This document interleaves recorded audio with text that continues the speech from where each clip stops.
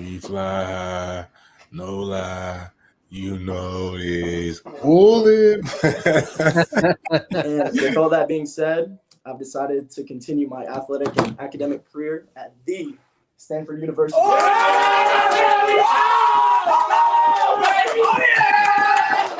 Yes, sir. Network, it means everything to me. Back when I didn't have all these offers, maybe like one or two, he was always promoting me, you know what I'm saying? Trying to get me on the radar, this guy, you need to look out for him. You know what I'm saying? It really means, the world to me. Big, he's been there, like I said, since I've been small. Always shouting me out and always just trying to put me on, just give me notice more than I really appreciate Big. I mean, shoot, I was the new kid. Faison kind of was with the Ducks for a little minute. So my first year, of course, he had all the hype. He was probably about like 6'2" at 12. He was a mutant. I ain't gonna lie to you. He was a mutant. But I mean, from then you could see just the potential he had. I mean, I'm not surprised he's the number one quarterback. If you would have seen him in youth ball, you would have thought he was the number one quarterback in that class back then.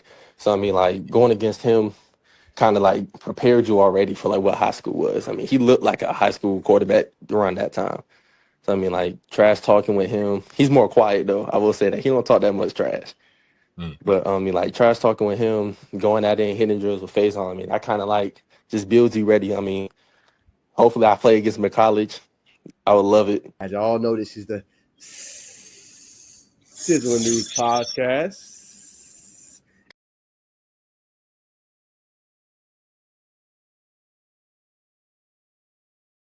Got me with it. Yes, sir, man. What's going on, everybody, man? Welcome back to the Sizzling News Podcast, man. Y'all know what time it is. It is Monday night. We got a lot in store for you guys for today, man. Look, it's gonna be an impromptu show. We usually got our topics, but we're gonna just read and react to everything that's going on around the state, the high school news, all that good stuff, the schedules, the college football, the latest that we hearing, man, in terms of Georgia Tech, spring ball. You know what I'm saying? Colorado, everything, man. But I'm gonna bring on my co-host, the man, the myth, the legend. Couldn't do the show without him.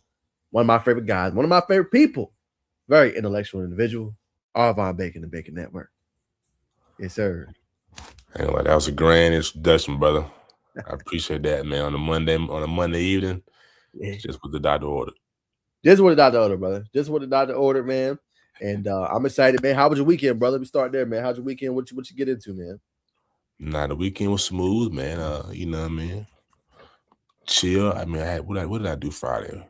Oh man, you know what I mean? Just a lot of different projects, but it made some time to chill out, relax a little bit, never stop working. Saw the Hawks go down. It was a lot of good basketball, but it was a mix of everything this weekend for sure. What about you? Yeah, man, a little mix of everything for me too, man. Getting some news out there. Prepping for the week. Draft is next week. Seen that blockbuster trade. I don't know if you've seen the Bacon on Saturday night, but I had to react to that for my Bengals. I did see something about the Bengals. Yeah, man. I ain't think we would make no move like that. That was history making right there, brother. That was history making. So react to that. Trying to think what else I got into. They had Friday Night Lights, obviously, this past Friday. I know neither me or you went. Just busy as hell. And then yeah, man, Sunday was just planning for the week, trying my best to. But Sunday was just Sunday was crazy. Sunday just went by like that, and then it had so much going on. But good weekend nonetheless, brother. Good weekend. Yeah, good weekend nonetheless. Good weekend, man. Right. Like I said, I like the plan. Like having a plan. 100%, man. Well, I'm gonna start off the show, man. A little icebreaker. I'm gonna start with Amari Stevens, man. This commitment kind of took me by surprise, but apparently heard through a source that Miami was no longer accepting his commitment. So Amari Stevens now going to LSU to play for Lane Kiffin. Obviously previously committed to Miami. I thought him and No Cut Nick be a problem, but looks like Miami is looking in other directions. Montrezl Sales, hello. So what was your thoughts when you heard this news, or if you're just hearing it for the first time? What's just your reaction to that? Well, initially my thoughts were, is Miami gonna keep No Cut Nick? I know him and Amari, there was building a tight bond. We're gonna go together. We're gonna do it big. I know that doesn't mean that Nick's gonna leave, right? Right. But, they do play on the same 7v7 team. That's a lot of time for wiggle room right there. But second thing about Miami not honoring this commitment, I was shocked, man. Like, man, he's been committed there for a long time. He's a dynamic receiver. We've seen him in person with C1N. He's making headlines for the past 2 or 3 weeks. shot. But Lane Kiffin, once again, is going to swoop on in and make sure his name is he has the best roster to do so. I think Amari Stevens can be electric.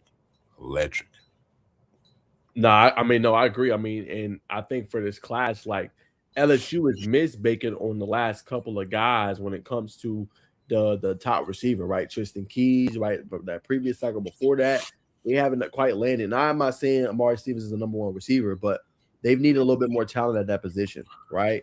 So he's a guy that can come in, contribute, and obviously be that dynamic weapon for them in that offense. So yeah, I think it was a good pivot for Amari. And you still get to play D1 football and a team that you know is gonna pass the ball. Not saying Miami ain't, but it's a good pivot to me, especially knowing the success Lane Kiffin has had and the receivers he's been able to produce and obviously develop in his tenure there. Yeah, man. I'm LSU to me is just building that culture that a lot of people are gonna flock to eventually. As long as Lane Kiffin wins, I get the reason why you bring in Tusi, you know what I mean? Just add on to everything in the hype train. Right. But if it works, I don't see why he can't have his own Colorado type of atmosphere. Because that's what he's trying to do, copy and paste pretty much. That's a good point. It's a good point. Yeah. I mean, a little copy and paste. I mean, it's what Lane does, man. Lane builds a culture. Hopefully he don't leave this time. You know what I'm saying? But outside of that, man, 100%. I mean, he's trying to build his own culture. Obviously, they're doing a good job. We're going to see this year. There's going to be a lot of eyes on the LSU, Geox, Tigers. There's a lot of eyes on y'all. So we're going to see if y'all going to perform and be ready to play this year. All right?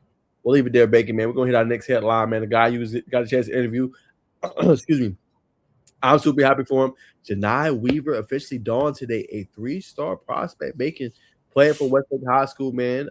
We kind of know through the grapevine where he's probably going to end up going, Bacon. We won't reveal that on the show today, but we do have some intel on that. You know, if you know, you know. But what's your thoughts on him finally getting that cred, that respect he deserves? Yeah, man. Najeh Weaver, Batman. To me, long time coming. But you know what I mean, had some you know what I mean, things went left and right, not to say that the situation, but changing schools, things like that, and eventually coming back to Westlake. You know what I mean? They didn't get to see him perform well at the Under Armour camp, none of the leagues. I think I clocked him running like maybe a 4.5 4.ish, hand time, nothing laser. He made plays at the Under Armour camp against some of the top DBs in the nation. When you do that, you perform at the highest level. It's fitting. So I think well deserved. Yeah, well deserved, man. And like you said, I love what you do, Bacon, when you in those settings because you always identify the gems.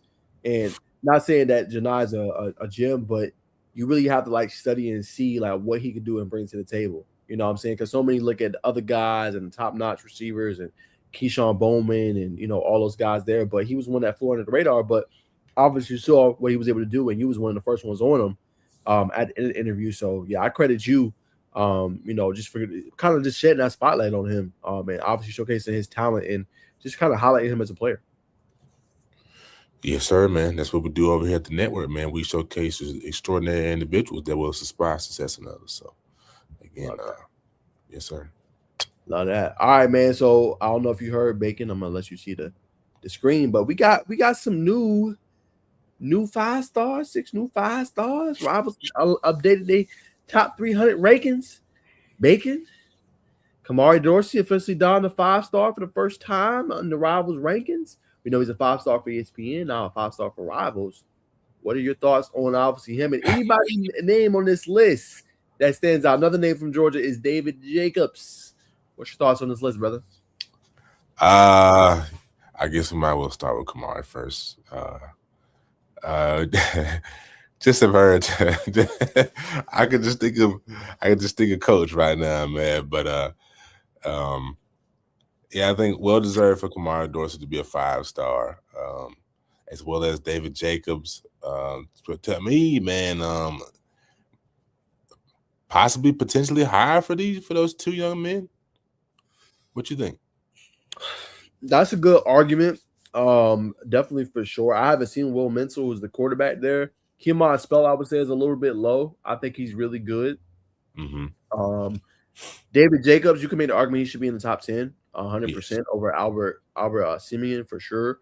And yeah, I would say I would put Kamar Dorsey up, but I would also move up Dante Wright. I think he's a really good player. You watch his film, he's good. I'll probably move Menzel down a little bit, and I will put Kamar probably in that top 13, top 12 in terms of best players in the country. You know what I'm saying? So I do think he's ranked a little bit low at 18. So those that's how I would kind of flip it around for sure. Yeah. So who outside of Georgia? I mean, my eyes go to the defensive lineman Jalen Brewster. But who was your favorite player on here outside of Georgia? Outside of Georgia, man, a lot of these kids can play. John Meredith's a dog, one of the top corners in the country. I mean, the best player in the country. Dude is just a locksmith, different breed. You got to watch his film, man. He just if you want to be a cornerback and you want to like play the game the right way, just watch his film. Like that's gonna tell you all you need to know. Montrell Sales, of course, a little surprising to see Eastern World above him. For I think 247, Montrell Sales is the number one receiver. So obviously, Royal is recruiting him actively right now to come to Texas, and they're trying to land 2 top tier receivers. They're not playing around at all.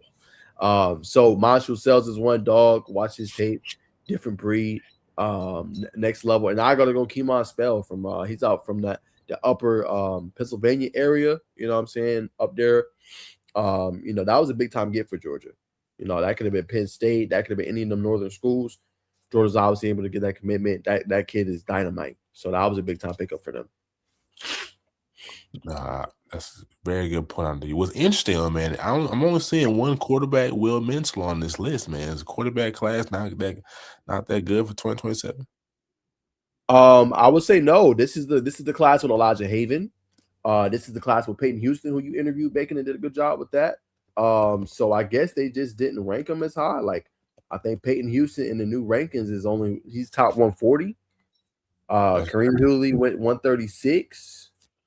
Let's see. Hold on, I'm gonna tell you right now. Let me see quarterbacks. Rob's got so many ads on the thing, bro. Hold on. I'm gonna tell you right.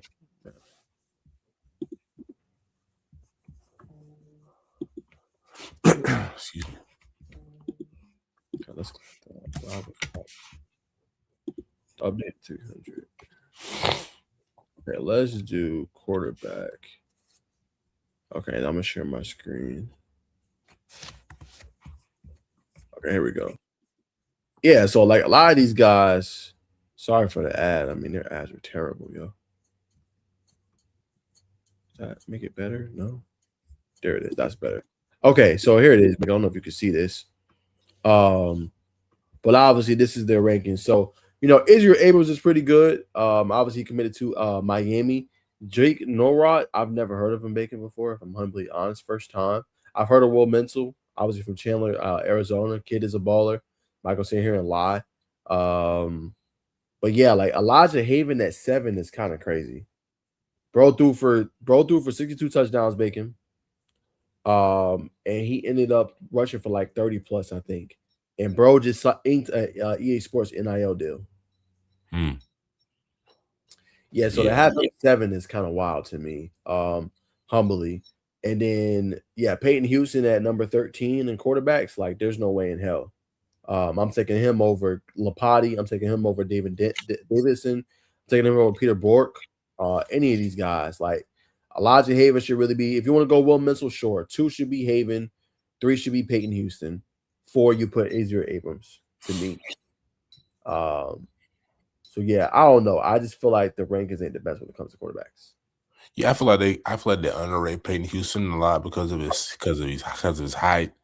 You know what I mean? But at the end of the day, he's still young. He can still potentially touch 6 foot once you touch around that ballpark. We've seen Drew Brees. We're talking about tall line. I think the game has changed for quarterbacks. Everybody, at least most, they're outside on borderline that pocket to where you can get around, throw different arm angles or arm slots.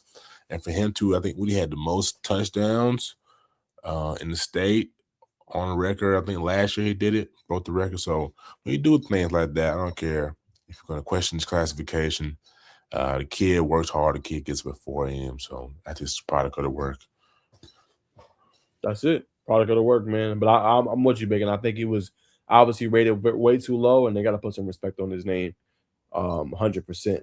But real quick before we end off with the rankings from rivals, I just want you to look at just the Georgia players, not quarterbacks, but just Georgia in general. Is anybody on this obviously list stand out to you? I think for me, obviously we talked to him.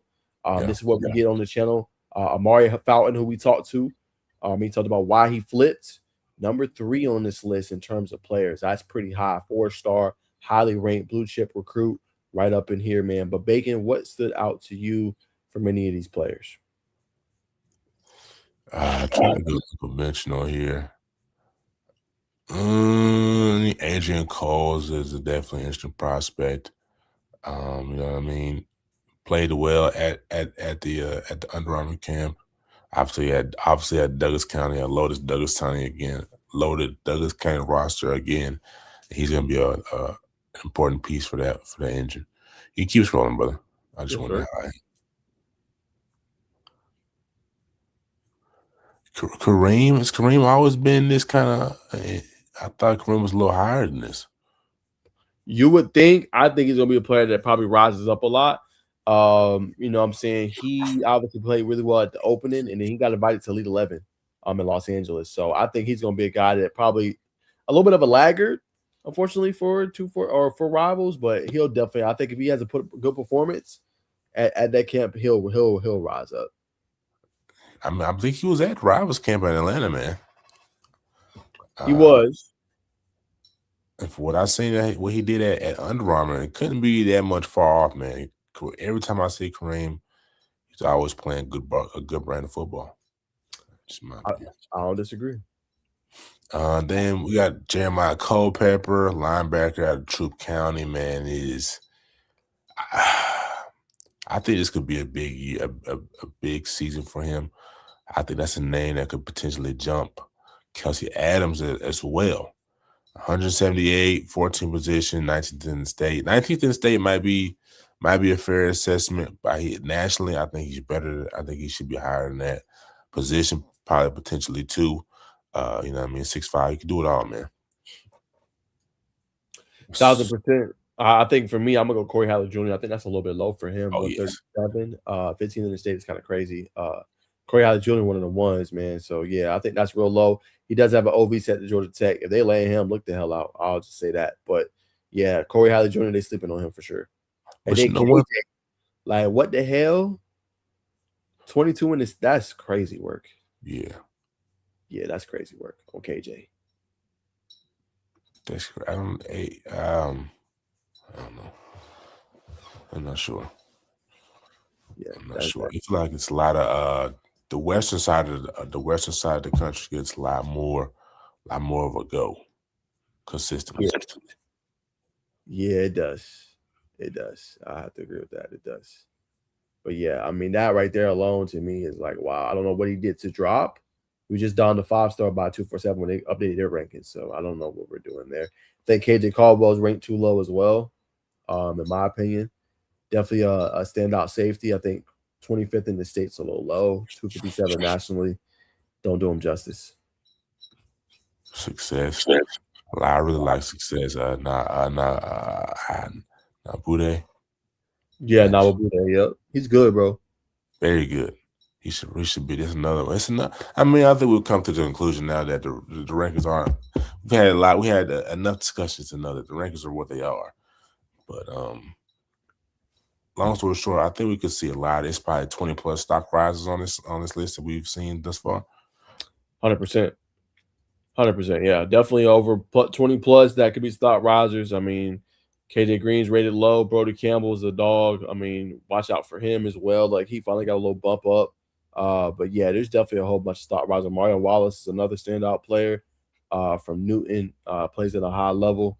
You know, he's going to be good. Emerson Lewis from Calvary Days rated very low, in my humble opinion. Not even rated nationally. Yeah. This is kind of Tyson. Yeah, like look where Braden's at. Braden not even rated nationally. Yeah. I don't know. The list ain't listening, bro. It's not listening, man. A lot of those, especially Braden Tyson. Braden Tyson was one of the best 2027s when he was a freshman or sophomore or something like that. Right. And for those that's like, oh, well, Najeh, he fell off. How? Go look the numbers. Where he fell off at? Producing the same numbers. He just don't go to camps. I'll say that. He don't. He don't go to camp. No, he doesn't. Like that. You know what I'm saying? And I feel him. I don't need to. Production's on the field. What you go to camps for? Good. Yeah. Exactly. All right, man. So that's gonna do it for the rankings, man. Our obviously honest thoughts on that. Let me check and see if we see anything on Instagram. Anything big? Huh? Poo-poo. Poo-poo. Who is that? The rankings, brother. Oh, poo-poo. Oh, huh? Nah, that's facts. That's facts. Yeah, it was poo. It was poo-poo. Poo-poo. All right, man. Well, Baker, I did a video on this, man. I don't know what's up with the high school kids, man, but they love this type of content. Everybody wanted me to react. I got like 2 or 3 people hit me, Baker. It was like, Najeh, can you react to Zyon Robinson transferring from Stockbridge to BREAKOUT? I don't know if you've seen the news. I'm sure you have, Bacon, but what's your thoughts on the transfer, 1? And 2, what is your thoughts on this new trio at BREAKOUT? Man, I was a little hurt, man. I was a little hurt, not gonna lie. Yeah. Like what Coach Bam was doing on damn Stockbridge. Young head coach seemed to be doing the right thing, doing the right way, man. And Brother Zyon got it out of there on us. But you know, people are gonna do what's best for them in their situation. So I'm happy for the young man. You know, you upgraded on scenery, you get new facility, you get different type of facilities, putting around I think the same type of dogs, but maybe a collective, maybe a little more. This is a dynamic team. I'm expecting BREAKOUT to be a Final Four type of team next year. I'm gonna put it like that. I mean,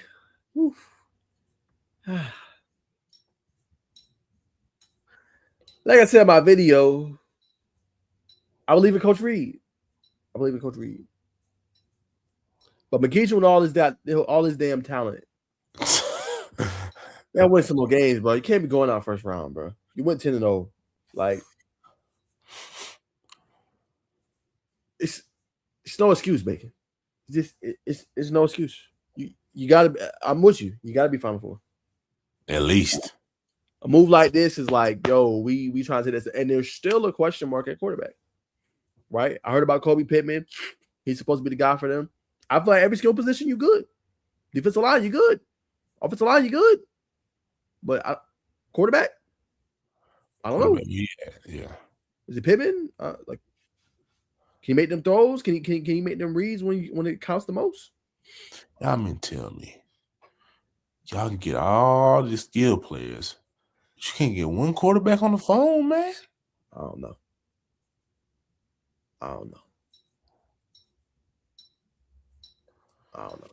But I'm with you. That should be Final Four bust for sure. 100%. No excuses. Good coach. Yeah. Casey Barnes, top athlete. Good staff. Yeah. No excuses on that. I'm with you.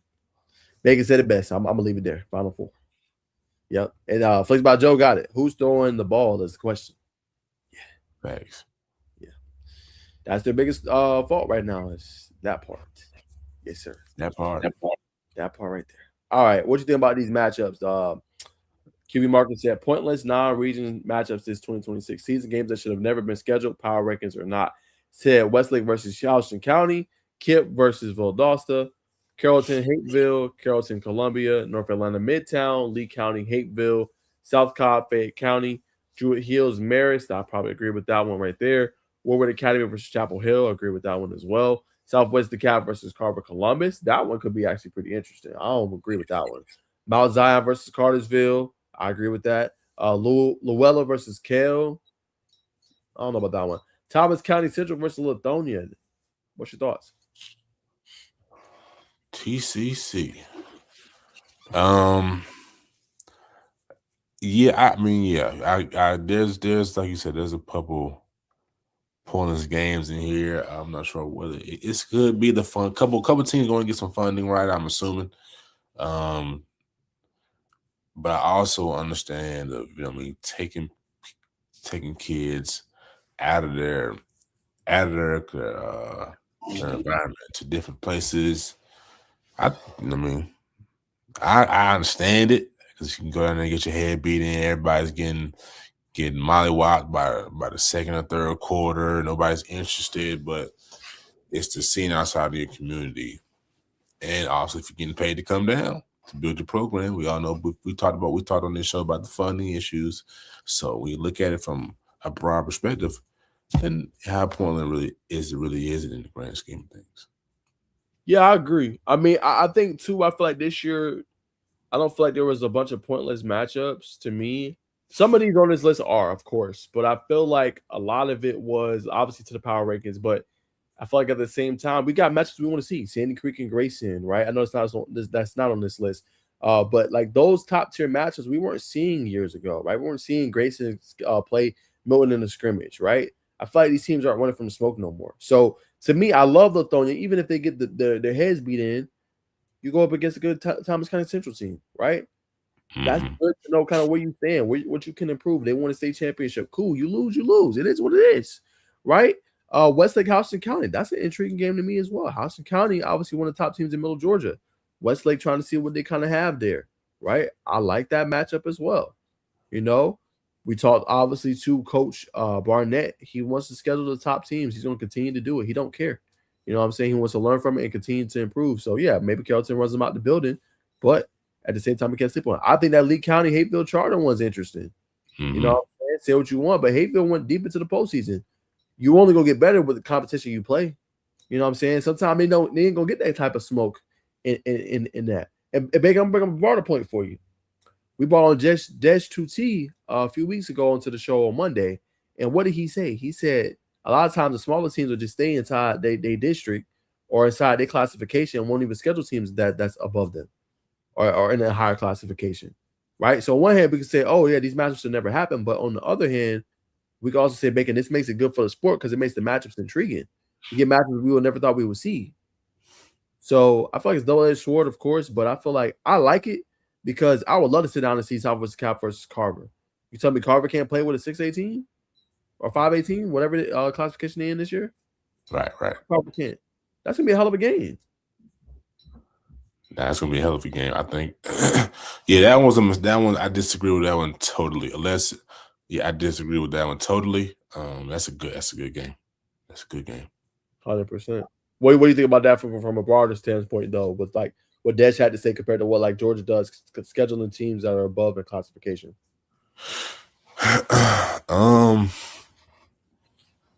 Man, so our first foremost, I'm gonna say, it's always different out here in the state of Georgia. It's a lot more moving parts, moving pieces. Tennessee, it's Tennessee. Staying anytime you're under the methodology of playing eye level talent or lesser talent or just a little bit above, you fit in the category of we need to make this look good. We're trying to keep the system running, and this is what it's just business. You know what I mean? Right. But when you do what, like you said, what these games do, it's more big business, and that makes sense. One's the small ones of this keep this thing going. Another ones of we're going out here to potentially get a check, and the mentality side of we're gonna go play these teams and get our heads beat in. But if we have the right setup, the right steps in order, we can be on another level in our own classification, or potentially be like a 6A team, and you know what I mean, grow the student body.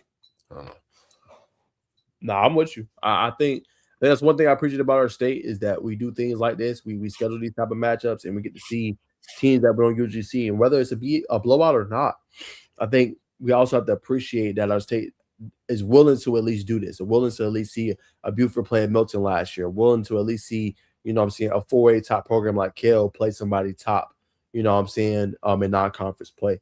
Everybody doesn't get that.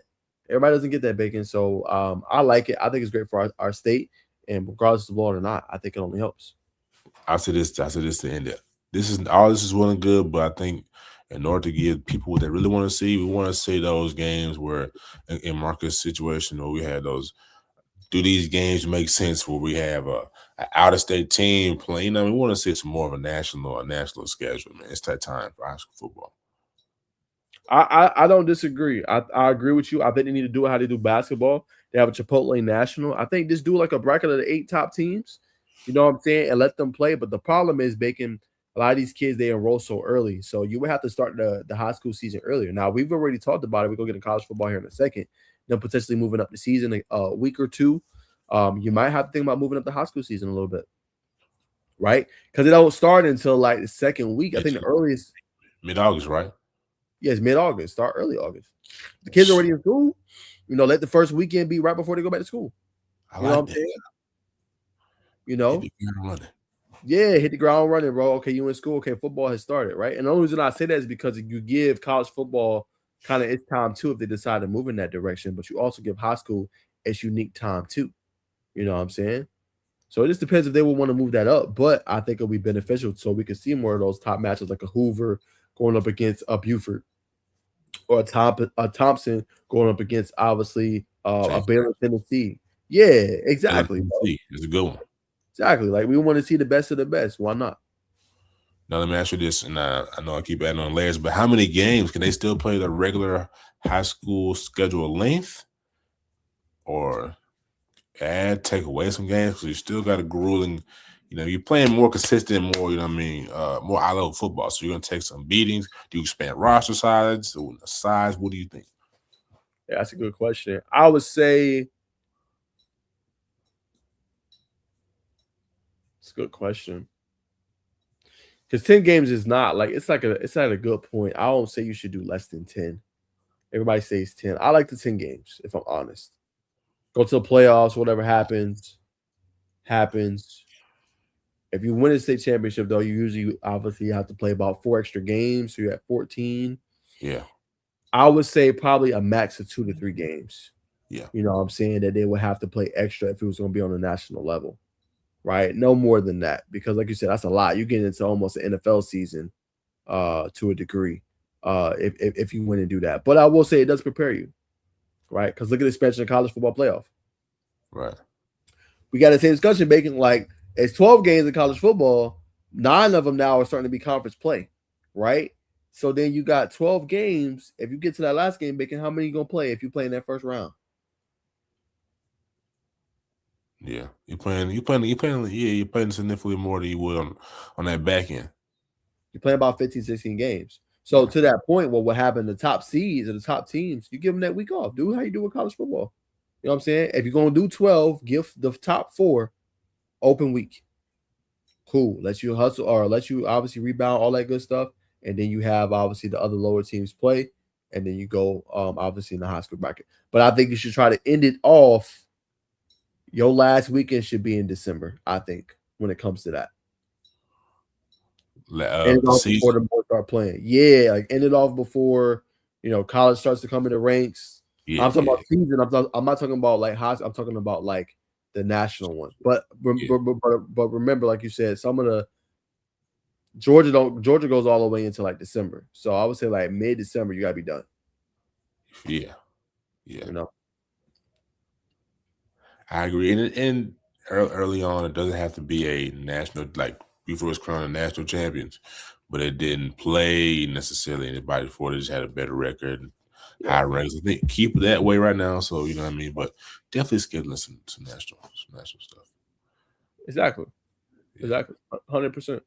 But I think, like you said, I think it's a great idea. I think it is great for the sport, and it just depends how much is invested into it. Obviously, a lot is into high school football right now, and how much the people are willing to pay. How much is overtime willing to pay? How much is ESPN trying to pay?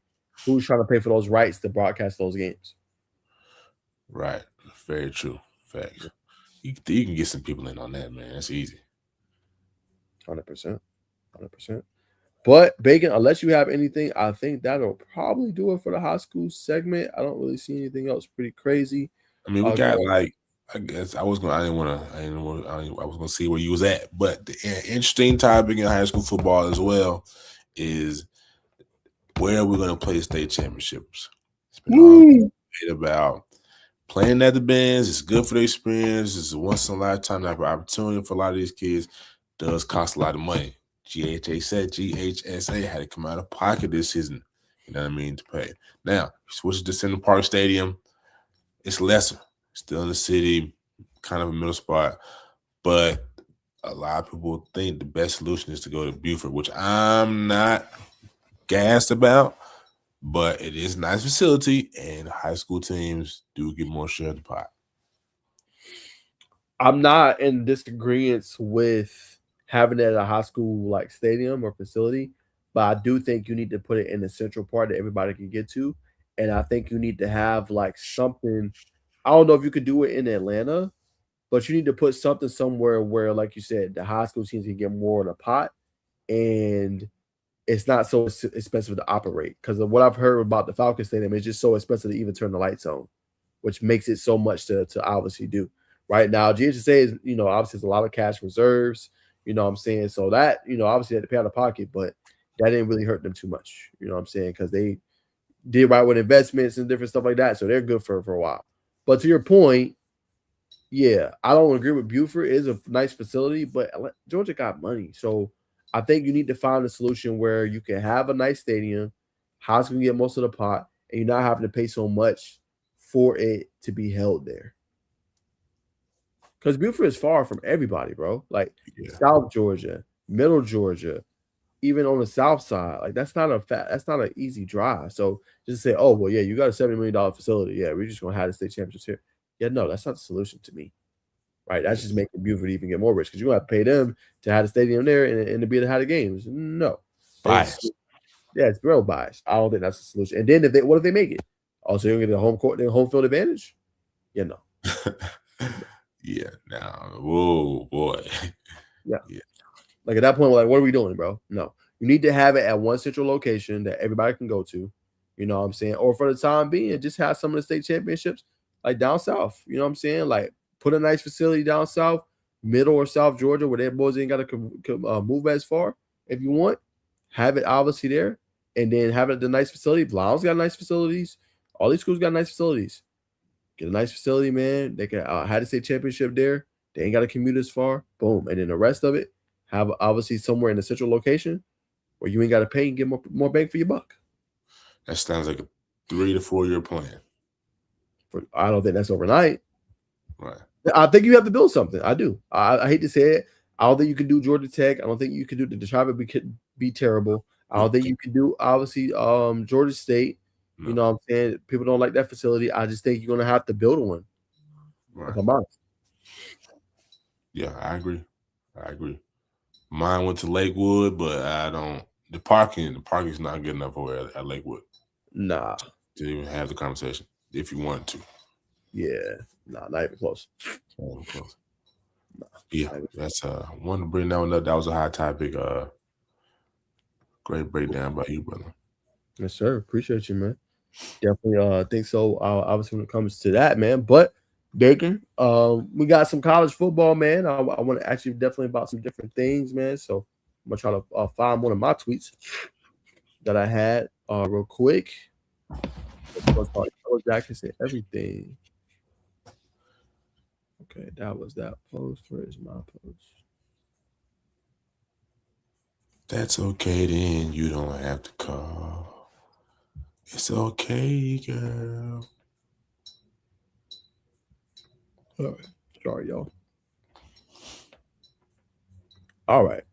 Bacon, I want to talk about this QB2 battle going on at Georgia. And they saying it ain't a sure shot that he's gonna keep this job. And Ryan Puglisi, apparently Hezekiah Melender, Ryan Montgomery, all these guys had a really good weekend and are pushing for that backup spot at Georgia behind Gunnar Stockton. Hezekiah Melender turned heads this past weekend with his performance at G-Day. Jake Rowe highlighted several players who impressed him, and Melender was one of the standouts. It's becoming clear that Melender has firmly put himself in the mix for the QB2 job heading into the season. Drop your thoughts below. Says Hezekiah Melender's growth has been unbelievable this spring. It means I should have watched more of the game or the highlights. From what I saw, man, it looked like he was kind of struggling. I saw some missed throws, but he's not going to make the headline if he wasn't playing well. So that's going to be my take, man. From what I saw, both of the backups were missing some throws. That's just what I saw in the highlights. Okay. Yeah. Okay, interesting. All right. Baker thought he was missing throws. I I definitely think that, like I said, Pulizi's job is not safe. I think Melinda, I think Ron Montgomery definitely has some things to say. To Baker's point, he was missing some throws. I think that the competition has gotten stiffer. I don't think we can just pencil him in to say he's won, obviously, that spot. And I think they're making it tougher on him, to say the least, man. It was hard for me to see highlights, so I didn't get a chance to see Melinda really play. But I did see the other ones, man. And I think Montgomery also showed that he should be in the mix for that as well. And I don't think it's safe for him, to be honest. Right. And I think having good competition at the quarterback position for Georgia is on the telltale signs of what's coming for Georgia. I don't think this is a hot take. I think Georgia is 2 to 3 years out from really having to go get a quality underclassman quarterback, a quality freshman, and really bringing him in and giving him the keys or letting him sit 1 year. I think the model that they've been on is almost running its course. Stetson Bennett, Gunnar Stockton, who you have there now. You need that Matthew Stafford to win today's game, and they haven't had a Matthew Stafford in over 10 years. Now, what's your thoughts to what people say that Georgia's a national contender this year and they got depth everywhere over their roster, and they should be able to be a national contender and to win the championship? What's your thoughts on that? They're a contender because they recruit well and they have Kirby Smart. I even think I don't even put too much on Mike Bobo. He's been there a while, but you're only going to go as far as a quarterback. And I think we learned that last year in Miami. So I think Georgia's in the same category. 3 years out, but you're a real quarterback you can stand behind. And you believed in Beck, buddy. I believed in Beck to the standpoint of I thought they were gonna be very competitive. Now I was hoping they was gonna win a natty, but hung y'all out to dry in Beck fashion, dog. I'll never forget it. Yeah, hard to erase that from your noggin, huh? That was bad, brother. I said, man, he got him. Big ball games. I feel like Matt Ryan all over again. I'm used to it. I can just laugh it off. You're not used to that. It's okay. That's good. I'm not used to it. I ain't gonna lie to you. I ain't used to it. But we're gonna keep it rolling. Some more national news, man. I wanted to get your thoughts on this. I did a TikTok on it earlier, but what are your thoughts on Manny Diaz and what he had to say about Darren Messon and Duke's new QB room? He said there's going to be a business and if there's going to be contracts, then the expectation of those contracts are honored. What are your thoughts on that? For those that don't know at home, Darren Messon was a former Duke quarterback, led them to an 8-5 record, won the ACC championship before obviously he left this past summer. It was summer. Obviously this past offseason, it became a Miami Hurricane, bringing Cooper Barkate, who was also a Duke wide receiver, with him. What's he? I mean, is he getting that he's going to leave? I mean, is he getting that he's not worth the contract that he's going to be getting? If that's the case, I don't. No, he's more so saying like, so they paid him like I think a 2-year deal. I Right. believe it was that he signed Mensa from Tulane, and basically like he got out of the deal. You know, Miami paid him more money, so he decided to leave. Okay. And obviously not honor the contract and pursue other ventures. Basically, that's the concept of it. I mean, per the executive rule, he's not supposed to be able to transfer anymore. So, I agree. I think there needs to be. I mean, the contract says everything. I mean, not the contract. The new executive rule is everything. So that, like I said, brother, it is what it is. But there has to be some continuity. Right. This is before the executive rule, though. Okay, this is before the executive rule. Then yeah, you want to protect your assets. You don't want to pay a player or have expectations. Oh man, we got a quarterback for at least 2 years, guys. We can chill out. You know what I mean? We can focus on these position groups. Your quarterback leave. You haven't even been calling quarterback consistently to build rapport. So yeah, I agree with Coach. You have to have. Yeah, I'm with you. I agree with him too, and I'm a big Miami fan. But yeah, I think when it comes to players, and I know the NCAA doesn't want a players union, but it has to come down to you have to honor your contract. Yeah. I know they don't want it, but at the same time, it needs to happen because you can't put yourself in the NFL. I think they need both. Man. I think you need tighter stipulations on these college athletes, but you need the players union as well. 100%. Like I said, I agree with you. I think you need both. And like I said, you go pull this off in the NFL.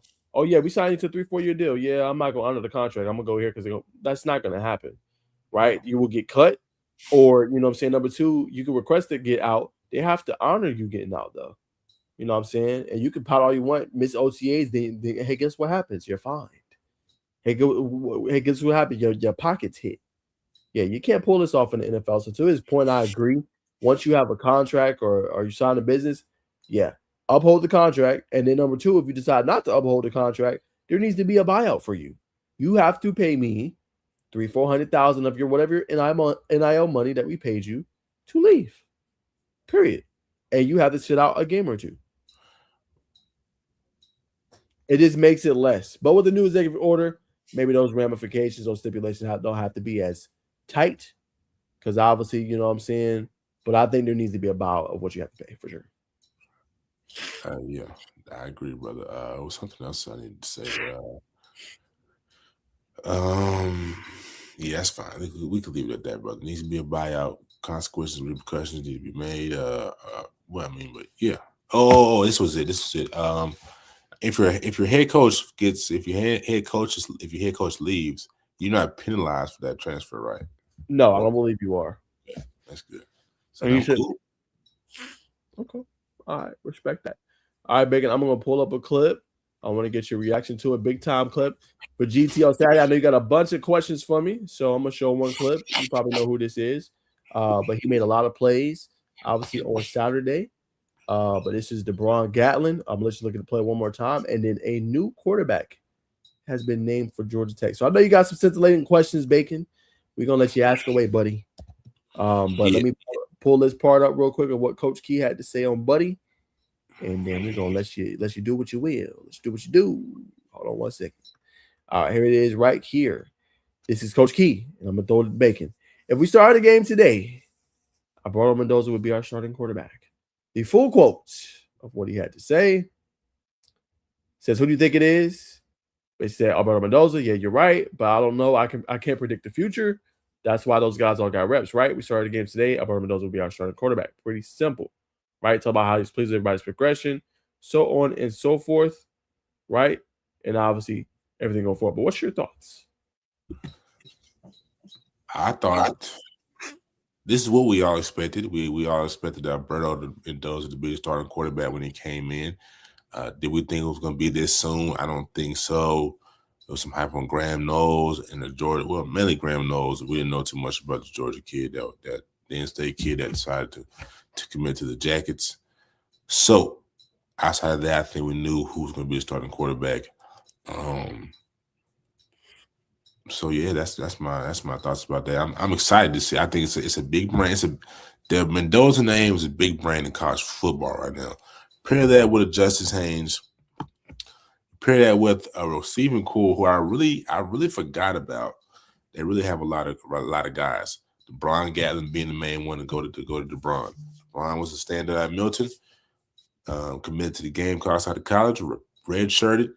Came down, made plays last year in the spring game. And I'll leave it at that. And he continues to do the same thing last year. Roddy's been on the wall. I just wonder why is it so late? Why is it taking so much time? But I think he can be a nice wide receiver too. I think Georgia Tech has a lot of wide receiver twos on this team, and that's a good thing to me. Okay. Yeah, I think to your point, I think this is ideally what you want if you're Georgia Tech in terms of already having your starting quarterback. Now you don't have that question in your head no more as you go through summer, as you go through fall camp. Okay, you're not at Tennessee, like, oh, we're still trying to figure out who the hell it's going to be, right? You're not some of these other Virginia. We got to figure out who the starting quarterback going to be. You know who it is. Now we need to have you build the chemistry with these wide receivers, right? And I ain't going to lie, I might reveal no names. They're a little apprehensive, some of that fan base, about the wide receivers outside of Jordan Allen. A little apprehensiveness over there, brother. You know what I'm saying? And I felt him. I had to tell him, I said, look, they got some pretty good tight ends, and they got this bad boy named Kevin Roche Jr. that went off for 6 catches and 70 yards at tight end spot in the spring game. I think he's next up. got a nice build. Yeah, man. He's 6'7" now, babe. 6'7". 6'7". No, my bad. 6'8". 6'8". No, that ain't even 6'8". 6'8". Bro, 6'8". So yeah, I like him, Bacon. Bright future ahead. They're gonna be able to run that ball. But yeah, they got to build the chemistry with the wide receivers. Isaiah Furman was out pretty much all spring. They're gonna need some other guys. I feel like Dalen Pitts is that guy, Bacon. You can tell better than me of how good he is to the audience. And I feel like Gatlin and Evan Haynes. Excuse me, who else is gonna step up in that wide receiver room to help out?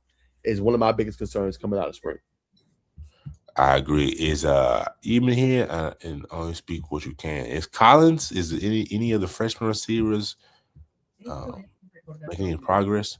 Practice Spanish language learning. Yeah, you had Jeremy Winston. Obviously, he played a little bit in the spring. Not the biggest guy. So that'll be some growth and progression there, some time. Your boy played a little bit, Kentrell Davis, but I think dealt with a little something, so he ended up obviously missing some time. And I don't believe Daniel is there yet for Georgia Tech. So, yeah, there were some freshman guys in there, but we didn't really see that much this spring, if I'm honest. Okay. Yeah. What about Evan Haynes? He played good, I thought. It was a nice, beautiful ball by Cole Bergeron to Evan Haynes, 38 yards, dropped it right in the basket. I say Evan gave a mixed bag, did some things well, showcased his big body frame, but also had 1 or 2 drops in there too. So definitely, I think he's progressing, Bacon. If he can continue to make those plays, he should definitely be able to see the field. Okay, now I'll say this so we can transition unless you have more to add on to it. I think Kentrell Davis, depending on how thin I'll put the air quotes aside, how thin the wide receiver room is, is there enough wiggle room for him to be an impact player as a freshman? I think it depends on his body size, depends on his development. Jordan Allen, I know he's a freshman. Jordan Allen's a sophomore, excuse me. He should be significant time. But my question is, outside of Kentrell, are there any freshman receivers or redshirt freshmen for that matter that you see can make an impact? And is there enough space for them to do so? Yeah, I think it's plenty of space in his room. I definitely think this is not a room like last year. We had a whole bunch of veteran guys like this. It's a lot of unknowns, Bacon, if I'm honest. With guys trying to figure out some different things. So yeah, there's gonna be nothing but chance and opportunity. For these guys. In terms of redshirt freshmen, pretty much no. A lot of their receivers left. It was veteran led last year. There's not a lot of freshman guys from last year besides, I believe it was Jordan Allen at the wide receiver spot. Isaac Aborto, who came as a true freshman, transferred to cornerback, Bacon. So that's his new role. So any of the redshirt? Nah, I would say not too many. I'm trying to think from last year's team. Nah. Okay. No, not at all. But Bacon, I do got a bright spot for you, brother. It's a one side of this defense that's really damn good, Bacon. And I ain't gonna lie, they might be one of the best in the goddamn country. And I'm gonna put you on some game. That defensive line, Bacon, Lord. When I say Lord have mercy. Yeah. Is a damn problem. And the two names you need to know is Jordan Walker and Noah Carter. Both had 2 sacks apiece. Relentless, making a living in the backfield. Couldn't be blocked, Bacon. They were taking it to the Georgia Tech offensive line. That's and then you got said something. And it's Harvey Thomas in the middle. And guess who continues to stand out and collapse that pocket? Who? Christian Speakman. Yeah. That true freshman from Morrow. Yeah. Christian Speakman. I ain't gonna lie, boy. It's gonna be a problem, man. But what's your reaction, man? Here's what Coach Key had to say. To the first D line, really, you almost don't really consider first D line right now because we have a lot of really good players that can help us this year on the defensive line. Yes, I did just say that. I'm great to say it, happy to say it, basically. So I thought those guys did some good things. The first team offensive line, big emphasis this week. We're on the line games, finishing on the line games on the defensive side, blocking movement, and line games on the offensive side as well. Thought we made an improvement there. That's what Key had to say about defense. He said, number 1, stop the run. Number 2, generate pass rush, create negative plays, affect the quarterback, and get sacks. Bam. Everybody here knows it was a mission of mine to set out to increase the size and length of our defensive line, right? You want the ends that look like a Montre Bradford, right? Well, now we do. We needed more girth inside. We need more depth inside. That's what that has been very encouraging. We put a lot of defense in spring to really see what sticks and see what guys their attention level was. I've been pleased with those guys, but being able to play technique up front and being able to play attack mode, single gap up front, being able to play variant fronts, I've been pleased with the coaching of them. What's your thoughts? Before we get to me, man, we got a comment from Backdoor Poacher, Backdoor Preacher, aka Backdoor Preacher in the cut. Backdoor Preacher said, "What's up, fellas?" And what's up, brother? What's up, brother? Appreciate you tuning in as always. And he said, "For you, Najeh, how did Jaden Terry and Travius Stevens look this weekend?" Jaden Terry didn't play. You know what I'm saying? He didn't play. I won't say too much. I'll say he's dealing with something, but he did not play. You know what I'm saying? He's dealing with something. He did not play. Trey Stevenson, I didn't see him either. He hasn't really been I know he was on the roster, but I don't think he's been there all spring. If I'm humbly honest with you, I have not seen him. I think he's coming in the summer, if I'm not mistaken, Backdoor Poacher. 100% honest. But yeah, Jaden is dealing with a little something. So I kind of leave it there, but he did not play this spring. There you have it. I played a little bit, but yeah. Okay. Yeah, too. But to answer your question, I mean, this is a question mark Georgia Tech has, along with many other things that happened for the Jackets this offseason. But the pass rush being the one that was a headline for them exiting the season. I think head coach Brent Key goes out and does exactly what he's supposed to do, shores up that category for his team. Now that margin of error to beat Georgia Tech just got a lot smaller, because now the quarterback just can't sit back there and dice up a very talented secondary that, I mean, is only got so much gas to burn when gas is high. So, you know what I mean? He went and got his own oil and oil money. And we got some defensive ends and things like that. I still like Caden Spradlin. East Atlanta, Georgia boys still on the team. So I think this defense is going to be very well. I mean, we haven't even talked about Terry Harris and anybody else. We're just talking about the defensive line right now. And they had 4 sacks combined, so that's good. They had 4 sacks and they had 6.5 tackles for loss. 6.5 tackles for loss. Yep. And you mentioned Caden Spradlin. He's at Memphis, brother. That's the former Kelton player. You think about CJ Gamble. Maybe on CJ Gamble. Yeah. Oh, yeah. They ain't up there at the rosters yet. It clipped me. Sorry. But yeah, so how did CJ look, man? That's the question. I didn't really see CJ. I didn't see him really all spring either. The one name that stood out to me at the linebacker role was Braden Outlaw. Coach Key was talking about him playing. Remember, he's from Pike Road. We've seen him a little bit in the 707, right? Hoover 707. Yeah. So he's a guy that really stood out. Talking about he dealt with the upper respiratory infection a little bit, and but he was a guy that he was thinking about running with the ones, Bacon. Right now, in terms of saying he's going to be a starter, that's not what he was saying. He was more so saying, like, get him to run with the ones just to see how he would fit with a veteran linebacker, how he would do different things and approach it. You know what I'm saying? More so.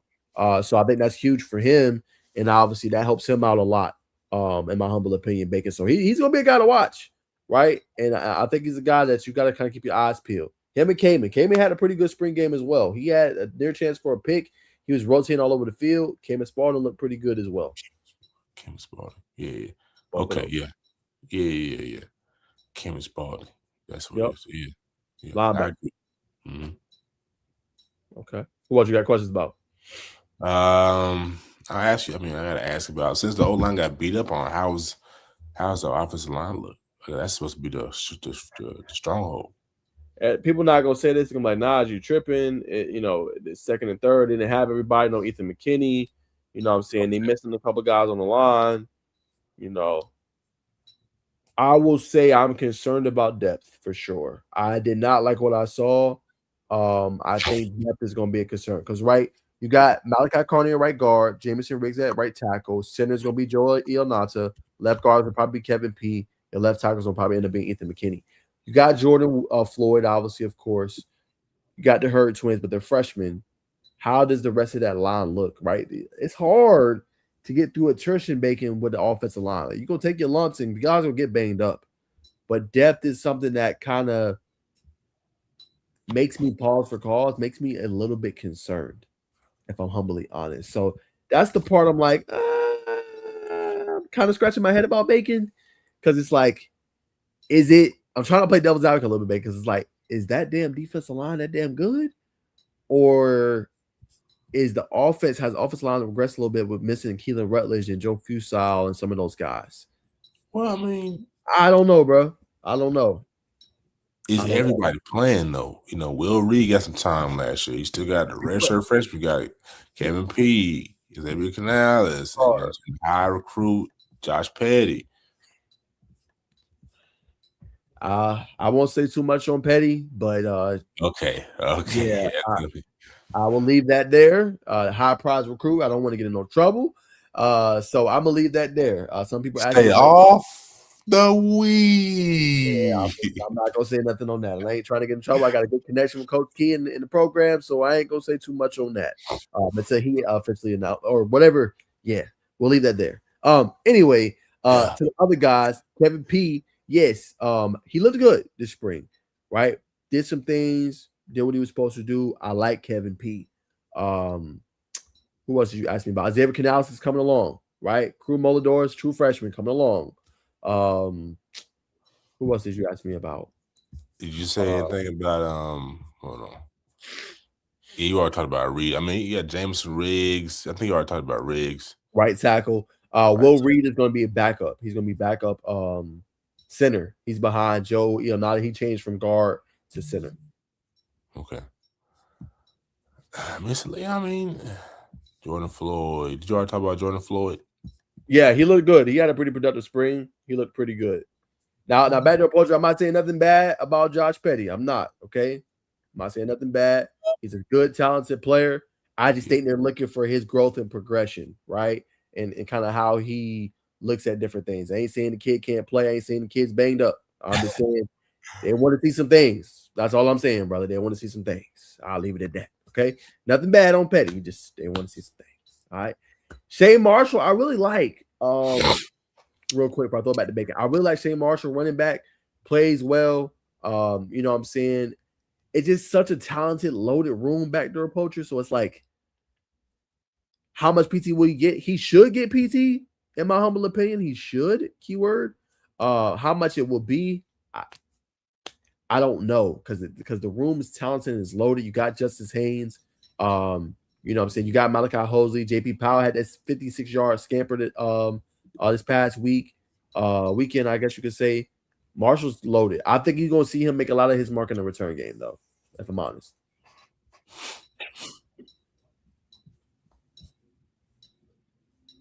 Oh, I'm sorry, brother. All good. No, you all good. You all good. Last thing on the offensive line, are Courtney and Corlin both getting minutes? I mean, both getting reps, or is it just one of the brothers right now? Oh, you damn skippy. They got reps all spring. Yeah, reps all spring. They impressed both the coaching staff, the offensive line coach, Coach Mogridge, Coach Key. Yeah, them boys will be good. They'll find some way to see the field. How often, I don't know, but they'll see the field in 2026. They got a plan for them, and they're gonna find their way on the field somehow, some way. I'll say that.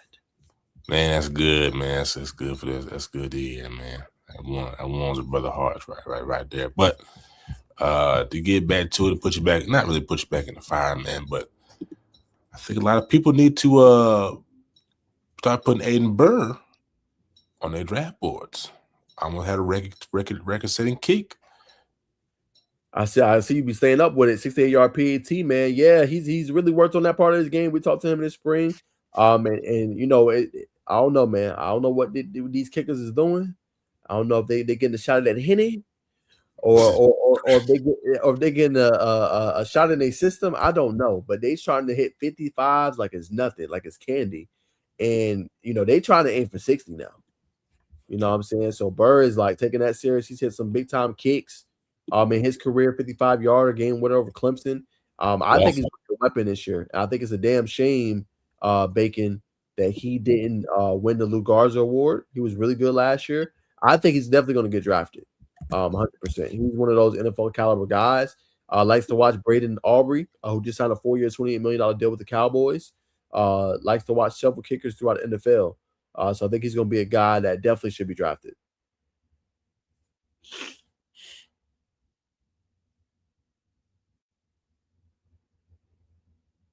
I think you muted.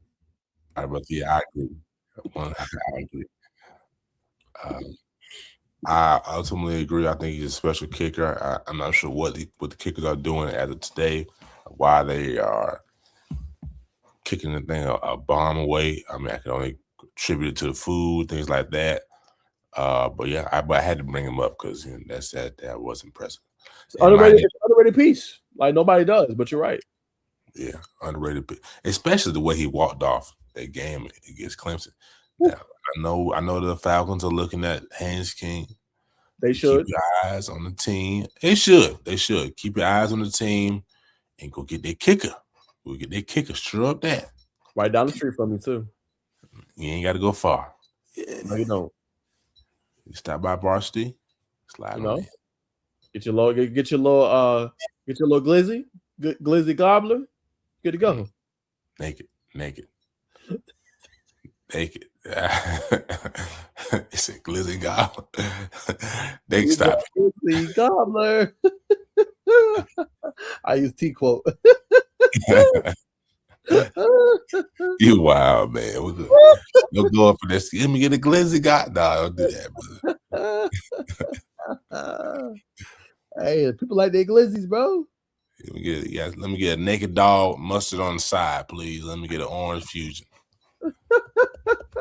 This man, he eats, sleeps, and breathes Atlanta.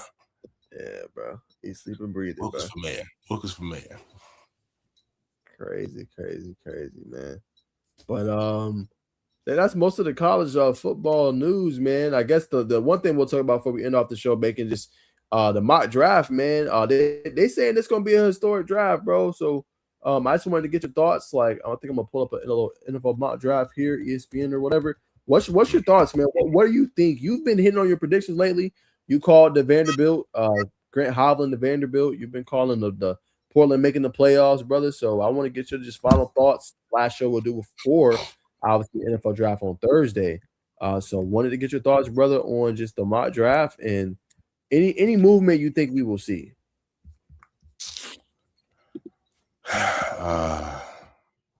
What NFL is, there is parity.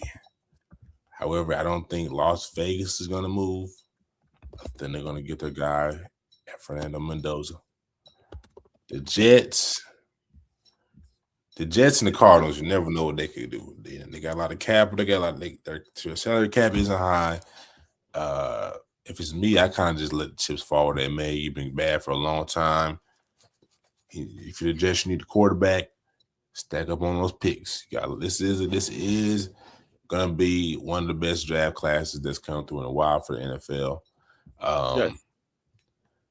Now, if I'm the Titans, I may trade. I may try to work out a deal with New Orleans, anywhere between 7, 8, 9, or 10.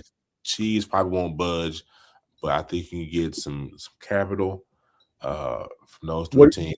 What are you trying to get there, Bacon? If I'm trying to go get Chris Olave, potentially if I'm going to New Orleans. If I'm going to the Commanders, you know what I mean, trying to get one of those big names. Main thing is I'm going for a receiver, or I'm going to go for whoever the impact defensive player is. But they're going to have to get some help for Cam Ward. Okay. So you're thinking big time receiver? You don't think trade for AJ Brown? Nah, man. You know, AJ's not that good, man. He's trying to go play with a real baller. Cam Ward's still young. We're still young. Okay. All right. What else you got on the mock? You sound like you was gonna cook right there. You got like a couple more you went to hit on. Let's see. Dallas, you never know, brother. With Dallas, you never know. They said they're gonna trade to get Sonny Styles. They did. When they say that? That's what they said they're gonna do. You believe that? I can see it. They need a linebacker. Yes. If I'm Dallas, I'm trading up. You damn Skippy. Yes. They need defensive help, bro. Is that going to really change that team, though? Is my question. That's damn sure gonna help. What was one of Yes, their sir. weaknesses last year? Was the damn defense. Yeah. Yes, that's gonna help. That's gonna help Bacon. You're damn right. Yeah. So you think they trade with Tennessee and go get Sonny Styles? I think so. If I'm them, I'm thinking about that because the Giants gonna either get Sonny Styles or Caleb Downs for what I've been hearing. Yeah, I go get Caleb Downs. Yeah, you know what I'm saying. But go ahead, my bad. I didn't mean to interrupt your soliloquy. Go ahead. No. You good. You good. The focus is on you, man. So if I'm Tennessee, who am I trading? Who am I going to get from Dallas? If I'm Tennessee, I might think about George Pickens. Yeah. You know what I'm saying? As a potential option. Or I'm thinking about draft compensation. You know what I'm saying? Yeah. If I'm going to go, look, we're not that far off. We might can go pick for pick, Bacon. If I'm going to give you the 4, give me a 12, give me a second round pick. Okay. You know what I'm saying? Or like, give me a 12 and give me George Pickens. Either one. I think know? would be a good one. I'm hearing this is going to be a historic draft because there's going to be so many damn trades in this draft. So I ain't gonna lie, Bacon. If you not, well, we got a show Thursday, so What? I ain't gonna lie, Bacon. That might be the night. You mess around, go viral. Man, we might have to do a TikTok exclusive. I'm not gonna lie. Like if it goes how I'm hearing this, it's gonna go, Bacon.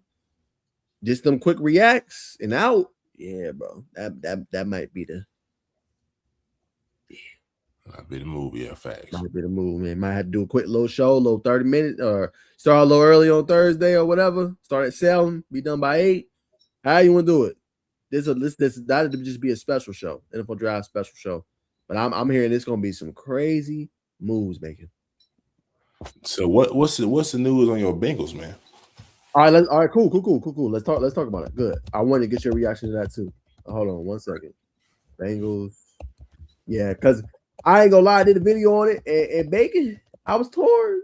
Because I'm like, number 10 overall pick. What are we doing? Yeah, I just watched our defensive end. What you say, bro? Yeah, like he went to Baltimore. You know what I'm saying? Went to Baltimore, man. But I ain't gonna lie, I seen this. I was drinking something. I spit on my drink. I was like, what? I had to look, I peeked. I was like, okay, Ian Rappaport's legit. I had to make sure the account was verified, Bacon. Yeah. Said, huh? Yeah. Then I looked again. I seen another account that's legit. I said, Lord. That is crazy. So yeah, it's crazy. Let me see so y'all gotta see Dexter Lawrence. Oh, Dexter Lawrence. Dexter Lawrence was a problem. He's a bit older now. 28. He our age. Okay, 28, young man. How quick does it change up? And then here is let me find his stats real quick. I ain't gonna lie, Big. I was sick though, because I was like, I wanted Caleb Downs or I wanted the Sonny Styles or Ruben Bain Jr. Like, hello. So I'm kind of sick, but the dude is an enforcer. The dude's gonna help us out a lot because we need a player, Bacon, that can like set that tone, bro. Kind of what Tall Feet gonna be for Georgia Tech this year. We've been missing that in the middle, bro. I don't like it at all, dog. Honestly, I'll be furious right now if I was a Bengals fan. We done traded away a generational talent for sure-end defensive lineman. Who's generational? If you could have got Caleb Downs, if you could have got Styles, I'm saying I'm more that generational, brother. I mean, we can get a nice defensive lineman any other year, bro. Just being honest with you. I think it was the pressure of wanting to win now, wanting to make a move this offseason to show Burrow, like, yo, we're not messing around.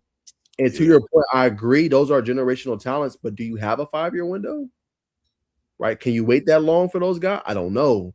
Right now, I'm not saying those guys, I'm not saying Caleb or Sonny, I'm not saying either one of those guys won't be able to contribute day one, but also the Bengals have been terrible picking players lately.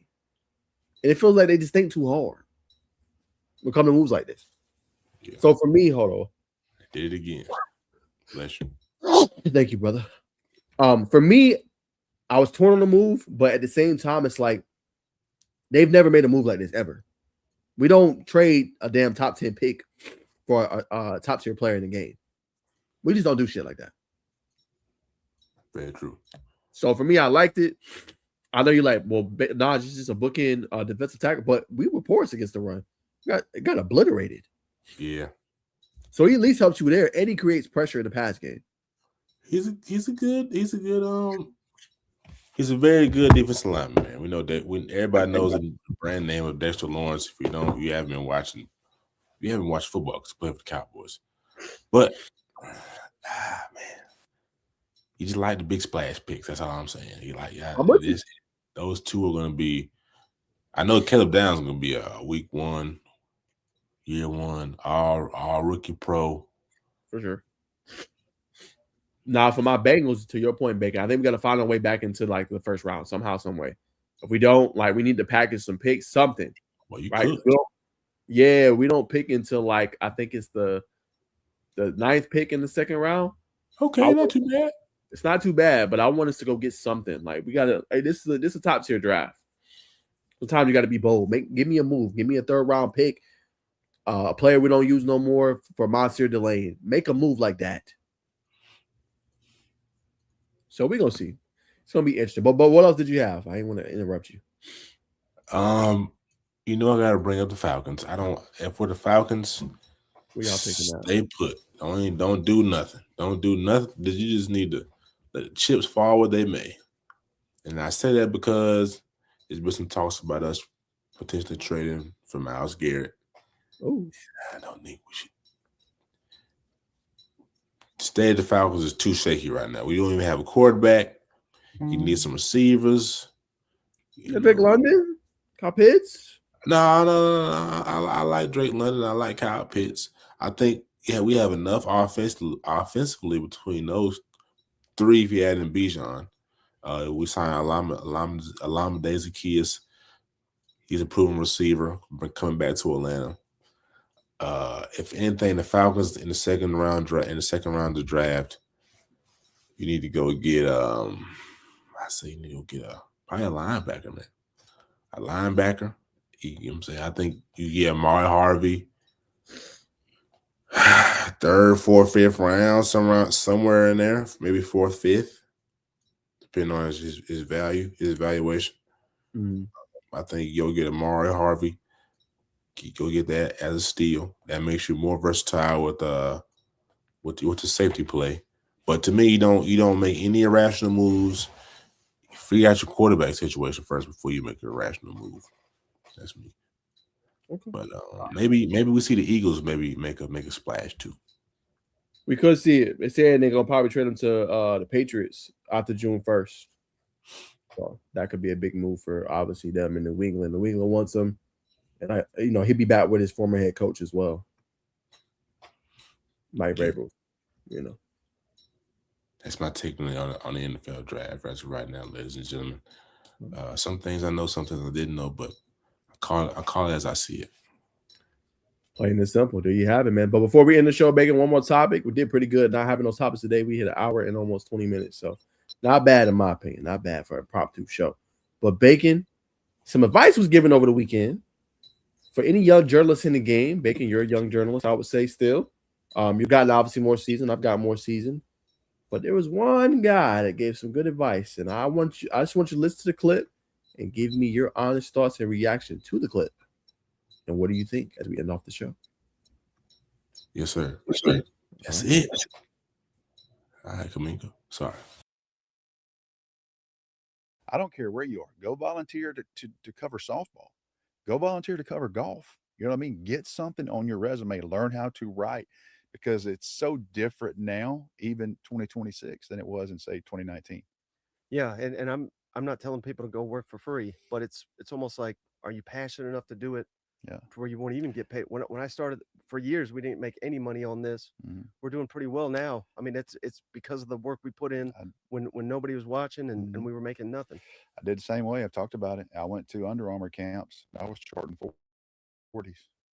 They knew who I was. One guy knew me, and I would just show up. He'd hand me a chart. and I would stand there at the line. And as they crossed the line, number 81 ran 4.46. I'd write it down. Into the camp, nobody offered me any money. Nobody said, "Hey, come back next week." When I was able to go back, they used to have them on college campuses. So to be at Georgia, at Auburn, Georgia Tech, I would just call that guy and say, "Hey, I want to work this weekend." He's like, "Come on." I got like one pair of Under Armour shoes one time. I was like, "Man, that's my first NIL deal." I'm a made guy, but truthfully, that's the way I started. And I had a corporate job. Talked about that, but you gotta show how bad you want to, and not be afraid to kind of fail a little bit and learn from learn creativity and those type of things. It's a totally different world than just writing a game recap and all that kind of stuff. You see what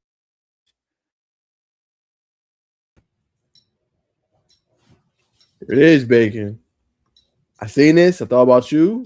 I thought about me, and I was like, gotta react to this. I know this has to do with sports, obviously, of course, but I think it's good to talk about journalism and how the game's going. I feel like me and you are kind of in that adaptive mind frame as it speaks right now, Bacon, trying to figure things out. But what was your thoughts on his advice in terms of what Rusty had to say? Obviously, he's well respected and known in the game. But as we kind of conclude the show, what did you think about what he said? Spot on, bro. Spot on. I started out writing for my high school, not my high school, my hometown's newspaper. I was doing, like he said, softball. I was doing baseball. I even got tasked with doing cross country. I said, "Boy, I'm never doing this again." No disrespect to cross country, but I couldn't even see the runners. I felt like I was out there socializing, dog. No. But I mean, he hit the nail on the head. Working for free, just getting out there, showing people that you actually care. Because a lot of people that want to do the sexy job, if you want to call today's media landscape a sexy job, but nobody wants to do the non-glamorous things. And nobody doesn't. You don't really see too many people I started with the notebook in hand, going to games. Because I know I got to write. Okay, I'm trying to keep track of my own yards. I want to get in any stat sheets. You want to learn those skills are very vital. Because especially if you're doing like you said, the traditional side of media, you're writing game articles. You know what I mean? When your mind is in the game and it's calculated on the fly, it makes you that much more of a better. Good God Almighty, makes you that much more of a questionnaire.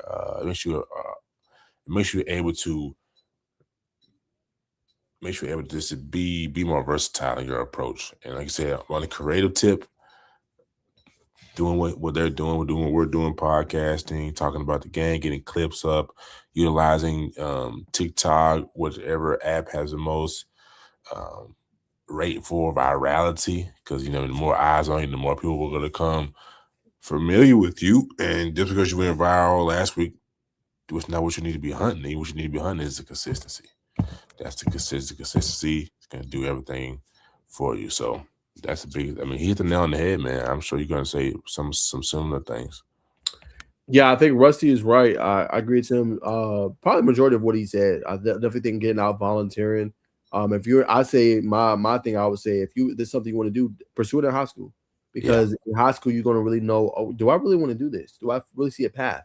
And then if it doesn't work out, you can pivot in college. So start as early as you can, because it's not a glamorous industry. A lot of industries aren't, obviously, of course. But I would say for sure, I think the key word is adapt for me. I was talking about creativity, 100%, make your product different than others. So it is a copycat kind of a league a little bit, where people do the same things that you do. But I would say definitely be able to adapt. And I think the piece that he didn't mention was relationships. Yes. Relationships go a long way. And I think, obviously, Rusty knows that, but I think relationships go a long way in what you're doing. The better relationships you have, the better easier it's going to be for you to get in, the easier it's going to be for you to land, as Bacon said, kind of that marquee job. You know what I'm saying? Now, it takes time, you know what I'm saying? But I think relationships can help, obviously, kind of foster that growth a little bit faster, Bacon. The piece I think he did miss is this, that you have to be careful because there's a lot of pitfalls. And there's people that are disingenuous as well. Like, they don't keep their word. They don't pay you. You know what I'm saying? They want you to volunteer for free when you've been in the industry 3 and 4 years.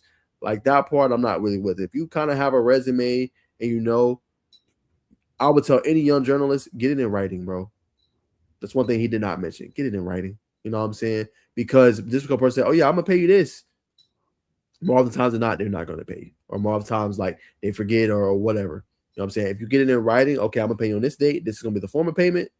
That is even better. You know what I'm saying? Because then it's something that's in writing that they have to uphold to. If it's not in writing, they don't have to pay you. It's the bottom line. You go do what you want, try to sue, whatever, but there was nothing that was, you need a tracking of it almost. Verbal is not going to do nothing for you. That's why I say get it in writing. I think, too, the biggest point, adaptability, right? Being able to be creative, being able to know how to make ways to make money multiple ways, learning how to monetize. Rusty has his own thing going. Rusty has his own, he owns a site, Dolls HQ, one of the most popular ones when you look up Georgia, right? He does media interviews. He's on Fox 5. He obviously does all the stuff that he does, right? So I think the other piece that he missed was be versatile, right? Kind of hinted on it a little bit, but be versatile. Be able to know how to do multiple things. How to record. I learned that from Bacon. How to get the camera settings right. How to edit, right? How to write, right? How to recap games, but also learn how to brand. The word he didn't mention there, Bacon. Branding, right? Because your brand is what's going to get you out there. Right. You know what I'm saying?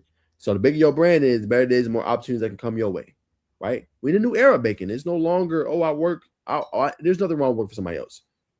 That is not the way I would want to go about it nowadays because they can cut you loose whenever. And oftentimes you're not going to get paid what you're worth. Or the experience that you are owed. Exactly. When you have your own brand and you build it and you start from a young age, you can go and get what you see what I Show Speed and Castanat, those guys. They started young and look where their brands are today. Same thing. If you start your YouTube, hey, I want to talk about this, I'll talk about that. The more people you know, hey man, subscribe to my YouTube. Hey, I'm talking about this. The more you can kind of build it and you start building the audience. Then you can make money and do what you want to do with it. And you ain't got to worry about waiting on somebody else's dime. Your money's coming in from YouTube, sponsorships, all kind of stuff. I go on and on about this. I just wanted to bring this up. I know Bacon want to get back to him watching his Hawks play. Just want to bring it up. I thought it was a very interesting topic about advice for young journalists. But I get this nuance, and I feel there's a lot of different things that has to happen that you got to think about as a young journalist now in the game that's ever adapting. And I would tell anybody, learn to use AI a little bit, learn to adapt. If you're not going to adapt, you're going to die. I'll leave it at that. Cutthroat, bro. Cutthroat. Just see if I can add on something. Don't try to be too perfect. You know, a lot of times, man, just gotta be perfect. Just get it out there, man. Get it out there and build that muscle, build that habit, and know there's gonna be growth along the way. The first video, the first edit, the first article, whatever you do is not gonna be as good as it's gonna be on the 10th or the 2nd or a year in. So just get used to everything and build tough skin, but most importantly, stay consistent. And what Najeh didn't point out, or Rusty didn't point out, at least on that clip, is financial literacy. Learn the business game, learn business credit, get in the game. You know what I mean? Pay your bills. But you do those things once you get momentum, and I started to get let's just say you're getting $10K a month from YouTube. You have a LLC, you have a business credit. Now you're going to the bank. Hey, this is what I'm making. I've been making this for 3-6 months now. And you apply, they give you, say they give you a $2,000 limit. Man, I made $10,000, but stick with it, brother. Stick with it, man. So it's all a building process. And I also say this: dream as big as you want to, but you got to go. If you're gonna dream crazily big, you got to go. You got to go now. You need to be locked in. Don't be ashamed. Don't be afraid to have your me time. Because you know, it takes a lot of energy. I know Najeh, you can attest to that. Yeah, it does take a lot of energy, man. And if you don't give yourself a break or you don't say, hey, I've had enough, nobody's going to look out you more than you're going to look out for yourself. It's humbly honest, man. And you got to say, hey, I got to have a break, or hey, I got to do less on this to kind of put more in that. I battle with that every day. Hey, should I do more articles here, or should I do a video on my YouTube channel or a TikTok video? Right? I battle and grapple with that all the time, right? Because that's where my emotions kind of coming from, is that. But also I need to stay in this because this is how I'm getting plugged in and connected with this staff, right? You know, like those kind of questions you have to ask yourself, right? But that's where I know the motion is there. So do I put more money into the motion, or do I just, do another article here? It's interesting. It's interesting. Something to think about. But to Baker's point, yeah, you have to take time for yourself. If you don't, you mess around, get sick. Take time for yourself, work out, exercise. You'll be good, man. But We all know it's an hour 30. I'm gonna let Baker watch this game, man. We appreciate everybody tuning in. That's the last two things. Yep. Don't be afraid of don't pigeonhole yourself, and understand. Lastly, we are in. I'm gonna say this. We are in a global market. We are in a global market. So that's another wrinkle. That's it. All right. Guys, we're going to do it for today's show. Appreciate you guys always tuning in. It's just sizzling news. Appreciate everybody, man. We will probably see you guys Thursday. If we do, we'll probably do an earlier show. We're going to figure out. We're probably going to be on this NFL draft Monday because it's about to be crazy. They're going to see what I'm talking about. And once you see the videos, you'll see what I'm talking about. But we'll see you guys soon. Enjoy the rest of your week, man. And I'll see you guys tomorrow night for my Teletape show. And I'll see you guys obviously on Wednesday for the college football show. Till then, peace.